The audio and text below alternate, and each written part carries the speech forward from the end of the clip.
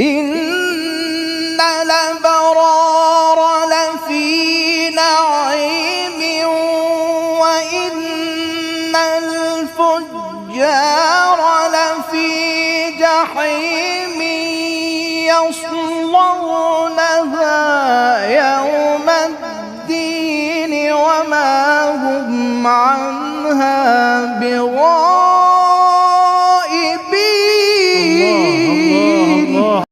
وما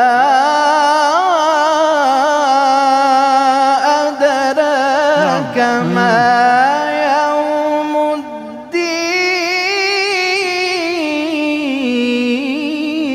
ثم ما أدراك ما يوم الدين يوم لا تملك نفس لنفس شيئا والأمر يومئذ